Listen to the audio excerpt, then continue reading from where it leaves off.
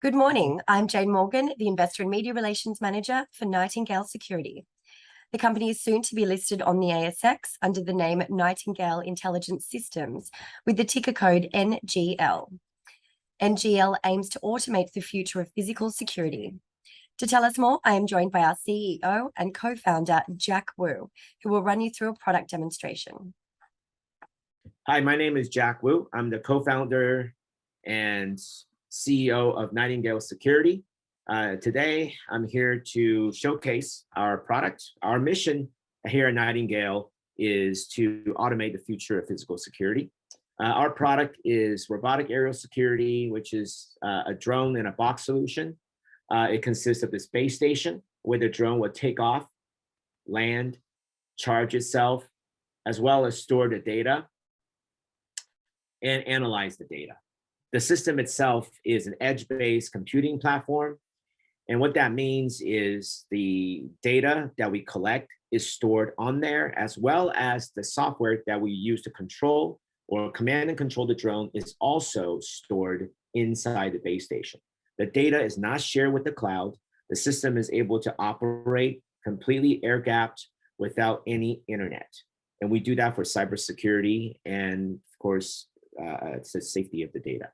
All right, so to the left side here, we have the mission manager. The mission manager is how we use to control the drone. It's part of our C4 AI technology stack. It's responsible for command and control. And then on the right side, that's where the communication, computing, and AI, which is on the drone itself, is located, okay? Now, again, the software is stored right there. It's hosted right there on the base station. So we're gonna go over a mission here that we're gonna fly. This is the mission profile. The green area is the geofence. That's where the drone will be confined to operate within. So technically, the geofence will define the operational airspace of our drone. The red areas are no-fly zones. That's where a drone we're not supposed to fly through, but to illustrate how our drones will be able to avoid the no-fly zone, I have sent them right through them, okay? Right through the red area. The blue areas are buildings, trees, power lines, any fixed obstacles, and we can utilize 3D maps to be able to extrapolate topographical data, height of buildings, dimension of buildings, height of trees, location of trees, and so on. We don't need to do this for every location, but we have the capability and we do it for some customer locations, okay?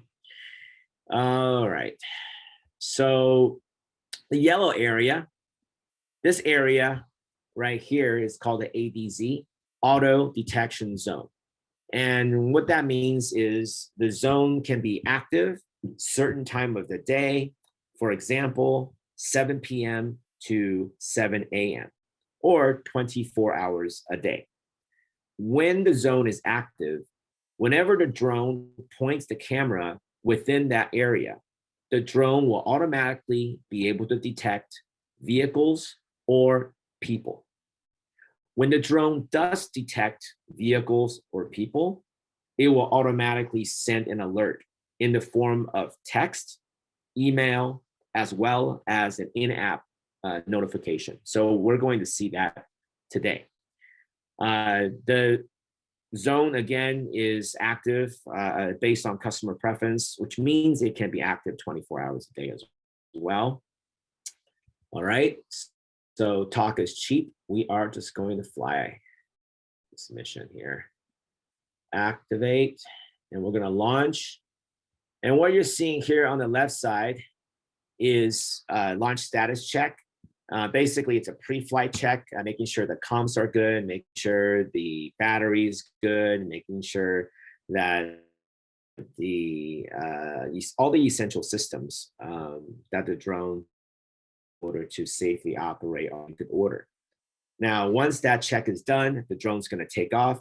As you can see, this base station is quite weathered. It's been outside for more than 3 years and 10 months. It has flew thousands of missions already with very little maintenance. And we'll be able to show you just how poorly maintained the system is in a minute. 1 second. All right. So what you're seeing here is the first person view from the drone. And of course, we also have thermal as well. So thermal allow us to operate in complete darkness. And we also have a 4K camera for daytime operation that streams at 1080 or 720, depending on customer bandwidth. So all the videos that you get will be in HD. All right. So now that the drone reached operational altitude, you can see the base station has closed. On the left side, you see the drone avoiding the no-fly zone. And we're going to do this dynamically later on. But right now, what you're looking at is a pre-programmed mission. So the first feature I want to show is set gaze. You can see here, we're able to set gaze at a specific spot on the map. Now, when this is happening, it doesn't matter how the drone is flying, the camera will always stay on target. So essentially, what you're getting is the ability to continue to provide situational awareness at a specific spot while having the drone to continue to move to provide a different perspective or different angle of that particular spot. Now, what I'm going to do is I'm going to go ahead and interrupt this mission. I'm going to click on fly to, and I'm going to have the drone go to this location instead of finishing its mission. And as you can see, the drone just got the new fly to instruction. So the drone is going to make its way to that location while keeping its eye on the target. And of course, you can also toggle back and forth. So the video becomes a primary view. And if you want to go left, you simply drag this ball to the left, and you'll see the system turn left. And same thing with the tilt as well. So you can bring it up to a certain elevation and the camera will tilt. There you go. All right, so you're just seeing a little slice of the Bay Area here in California. All right, so what I'm going to do now is I'm going to go ahead and go back to the map. I'm going to tilt the camera back down, and I'm going to hit resume mission. When you hit resume mission, the drone is going to be able to simply go back and finish the route that it has not yet finished. So here we are. The drone is going to waypoint number 4, and we're going to turn on the thermal. So you can see that we're able to go over the rooftop, as well as looking at the parking lot. Sometime you can use it for rooftop inspections with a thermal camera to look for water damage. And for the parking lot, you can actually see where cars used to park. So those shadows are shadows left by cars that have recently left their parking space. All right, so as it makes its way to waypoint number 5, it is going to turn. Again, this is no hands. This is completely autonomous. I'm going to go ahead and have it go back to visible light. Now we can detect vehicles or people day or night. So I'm going to put it in hover now. You guys can see here on the lower right, cars have been detected. Essentially, we're able to detect vehicles or people 24 hours a day, even in pitch darkness.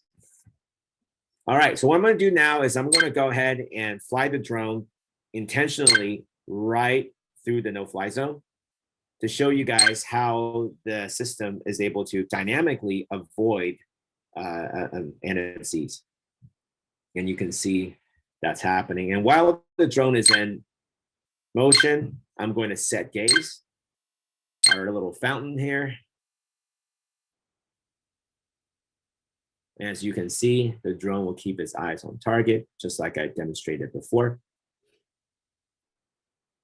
But it will also avoid any no-fly zones. All right. So what I'm going to do now is I'm going to go ahead and clear gaze. So when you clear gaze, what happens is now the camera is free to look elsewhere, and I'm going to put the drone into a 360. A 360 is important because when you get to an incident location, you have to scan the area. Now, we are a single application platform. What that means is we focus just on physical security. We don't do anything else. So all our features are able to be specifically designed for tactical ISR missions. So in this case, with scanning area, we're able to tilt the camera and scan the surroundings. Because when you get to an incident location, you don't know if you're actually going to find the suspect or the suspect's vehicles right away. So having the ability to get a panoramic view of that specific incident location is very helpful. And of course, both streams are recorded. Both the what we call visible light and thermal are all recorded simultaneously in real time. All right, so now what we're gonna do is we're gonna set gaze outside the geofence. So you can actually look outside the geofence, but if you try to fly outside the geofence, you cannot do that. Now, we're gonna also try to fly into the no-fly zone. You can't do that either. So the system has some fail-safe in place in case if the operator makes a human error, we want to compensate for that and prevent those errors from happening. All right, so what we're gonna do now is we're going to try to crash the drone. Another thing that humans or operators sometimes do is they input the wrong altitude. So I'm going to go ahead and let me see here. What do I want to crash into? I'll go ahead and crash into these guys over here. All right, so I'm going to set the altitude to 0. Oops, let's set the altitude to 0. And I'll hit confirm. And I'll make sure I tilt the camera down. Well, actually, I'll just go ahead and set gaze over here. So you guys can see that I'm indeed approaching that area. So as we make the approach, you'll see that the drone indeed is going to the fly to location, but it is ignoring the 0 altitude command. And to make it more dramatic, I will go ahead and do the same thing to the fountain, which is really low to the ground. So I'll make that a 0 as well. And I will set gaze to the fountain as well. Actually, I'll just go ahead and, there you go, clear gaze. So you guys can actually see. It's gonna lower its altitude. You see how it comes down? So, and as you can see that the fountain is right underneath and the drone just ignored the altitude command. All right, so the system is really designed with safety in mind, and safety is top priority. So what I'm going to do now is I'm going to go ahead and hit return to base. We're going to do the landing. And what I'm going to do now is I'm going to bring up the landing camera. So you guys can see that the drone is coming back and it's going to land by itself back into the box or the base station. It's actually quite windy today, so that's good. But our drone can fly in winds up to 45 miles per hour, persistent, or 55 miles per hour gusts.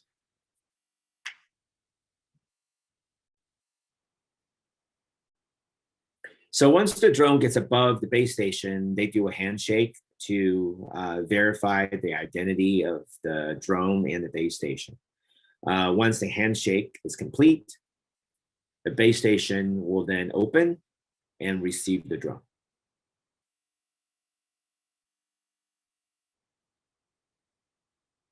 And Andrew, can you please get ready to go outside and show how dirty and poorly maintained the system is? Yep, sure thing. All right, so the drone is going to start its landing. Again, I'm not doing anything. If you have a beyond visual line of sight waiver at this point, you can get up and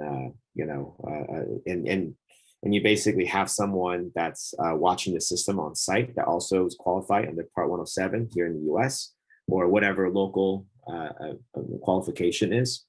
You'll be able to get up and go to your next meeting, go to the bathroom, grab your coffee.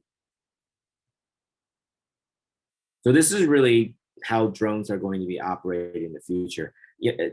A drone that you have to put outside, swap the battery, turn it on, and then fly yourself. It's like an employee that you have to drive to work, and you also have to feed them lunch and then drive them home. In this case, this robotic employee just does that all by itself. So here at Nightingale, we have 3 groups of employees: humans, robots, and AIs. And there you go. The drone just landed right on the dot. And we can perform windy landings, winds excess of 30 miles per hour. So, and that's on the ground. All right, great. So Andrew, I'm gonna go ahead and open the base station. And all right, so what you're seeing here is you're seeing some spider webs. And what's behind the spider webs are hinges that actuate the lid when we open and close. The reason why I want to show all of you this is because this is what a real product looks like. There are a lot of products out there with fancy features, but I think one of the most important feature that people often overlook is reliability and dependability, because that equates to mission readiness, which is very important in physical security. We don't know when the next incident is going to occur, so the system must be ready to go on demand. All right, Andrew, so I want you to show the spider web up front now, please. So that was the hinged side of the lid. So if we have to do any maintenance, we will have to disturb those spider webs by opening the lid. Up front, we would have completely destroyed these spider webs. So if we had to do any maintenance at all to the charger, to the heater that's inside, to the server that's inside, we would have to lift the lid and destroy those spider webs. And those spider webs have been there for a long, long time. And you can see because they're not really fresh webs. Can you show the charging, please? All right, so you can see this is not pretty. Again, we're not here to be pretty. We don't belong to any beauty contests. This is a tool, and this is how we want our customers to see it and use it. The charging pad has been outside for 3 years and 10 months, and it's as effective and efficient today as it was in day one. So the ugliness of the charging pad has no degradation, or there's no impact on the efficiency of the charging. And Andrew, so here I'm going to flex a little bit. Andrew, can you show the fan, please? The fan. All right. So this is just so you guys can see that the patina of bringing in dirty air for over 3 years and 10 months, and the rest of the lid of the base, and in terms of what that looked like. So this system really have been outside for more than 3 years and 10 months, and we really don't clean it, and we rarely maintain it. Okay, Andrew, can you please show the heatsink? Now, we have a lot of operational experience, which means that we actually learn from a lot of mistakes we made in the past. We've been around for over 8 years. We flew over 35,000 missions. And these heat sinks that you're looking at came from experience that we had during deployments in Saudi Arabia and also Arizona here in the US. Temperatures can go up to about 45 to 50 degrees Celsius. And under those temperatures, initially, we realized that our drone was having a difficult time flying under those temperatures. So we added these heat sinks. These are just air-cooled heat sinks that's able to conduct the heat from the inside, outside. So when the propeller is spinning, it will actually cool down the drone. This is just a visible example of our technology in terms of learnings that you can only get when you go out at the customer location to be able to take those learnings and improve the product through iteration. And this is why our products is so reliable. Okay, thank you, Andrew. Yep, no problem. And that concludes our demonstration. Now you guys have seen the system that we use to demonstrate have been around, actually have been deployed outside for more than 3 years and 10 months.